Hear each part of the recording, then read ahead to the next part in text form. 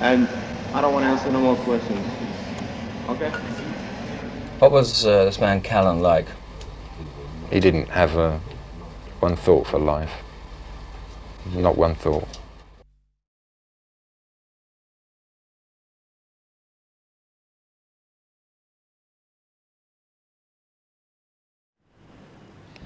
The Angolan government intend to use this trial to show the people of Angola and of the world, in their words, that the myth of mercenary invincibility has been destroyed. That's the theme of wall posters which surround the building where the trial will begin later this week. The legend reads, "The Angolan people and their strong right arm, the Popular Forces for the Liberation of Angola, have smashed the mercenary myth." And to reinforce the point, the money pouring from the army helmet is in American dollars. It's a theme repeated in a booklet handed to all the journalists in Luanda for the trial.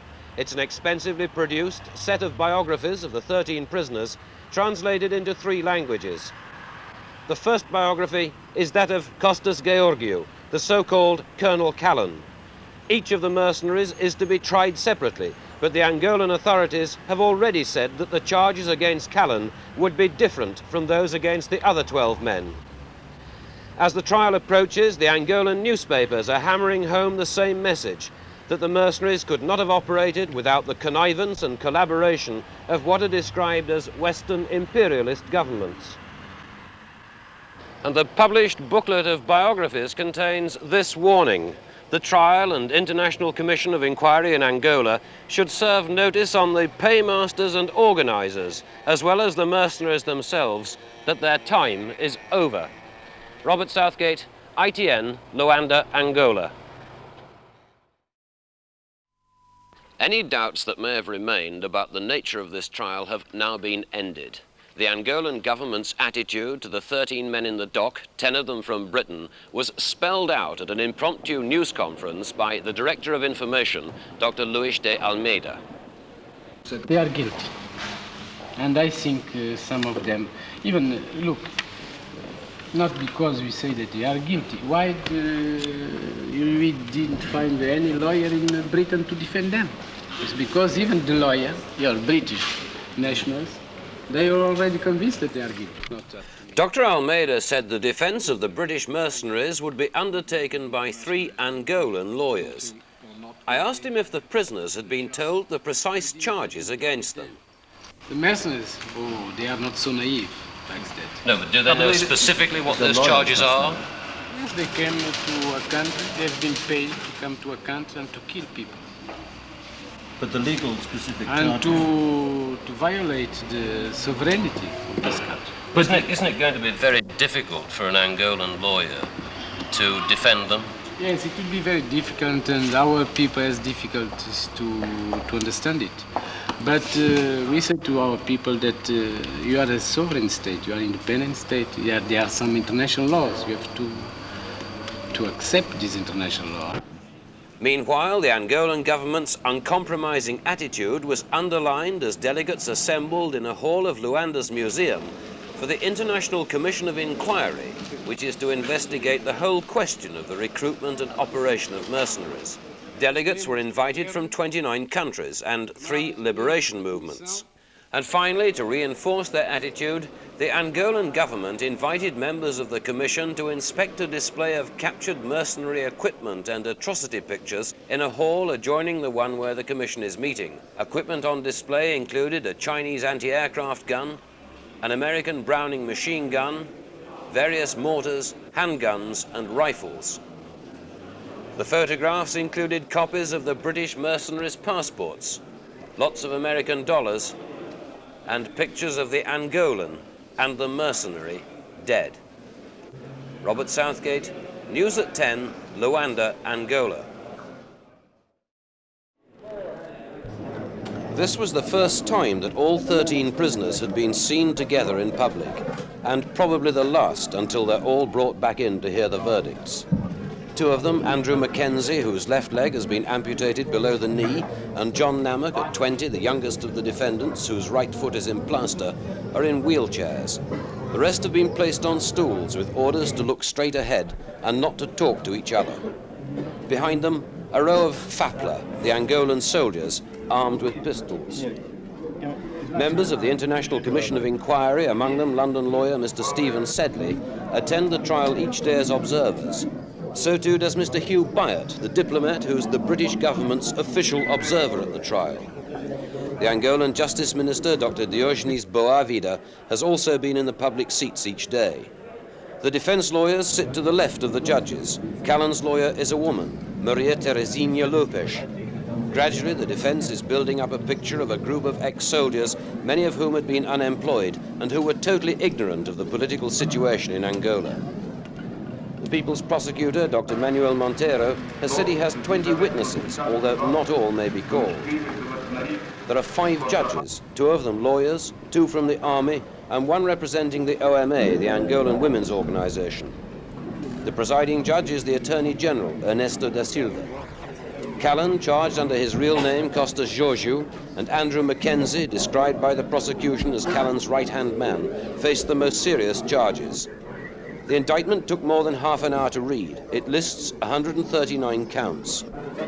One by one, the prosecution has outlined the case against each of the defendants. Mackenzie, Malcolm McIntyre, Kenneth Marchant, Michael Wiseman, and Colin Evans were all described as being members of a special commando group commanded by Callan and known as the Killer Group.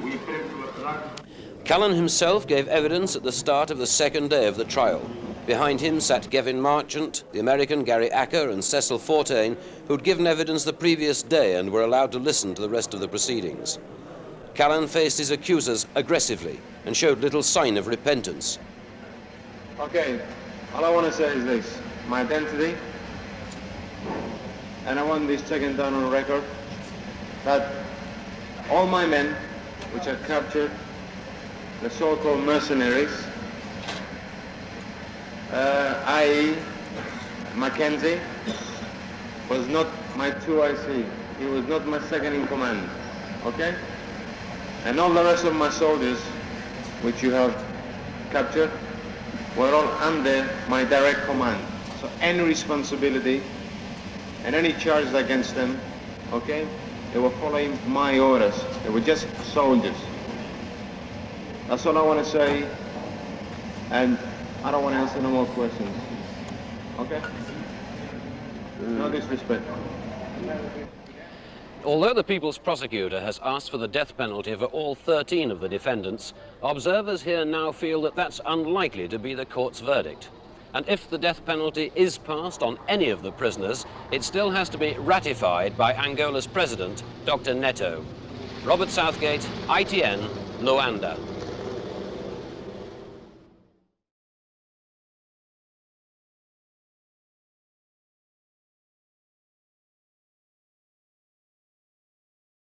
They were brought back. This chap had owned up to firing the M66. Callan shot him and ordered the rest to be shot by Regimental Sergeant Major Sam. They were put in view for trying to shoot our own prisoners. Other than that, I don't know the way a psychopath's mind works.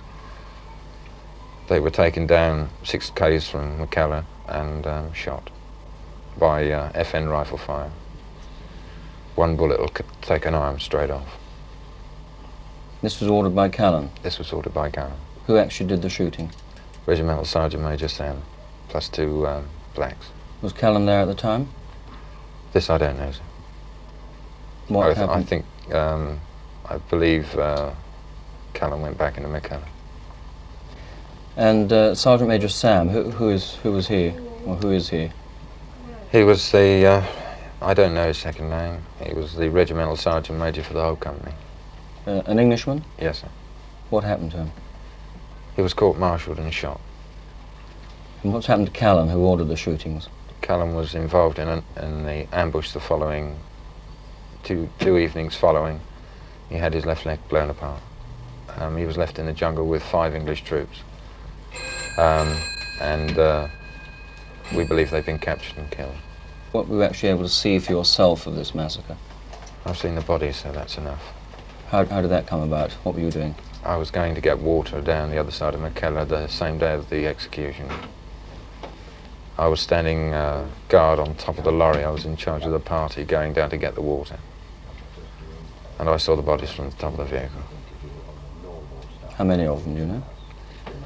At that time, I couldn't count them. So when we came back to look at the bodies with new Lieutenant Colonel when they came, and they were all photographs. It was 13.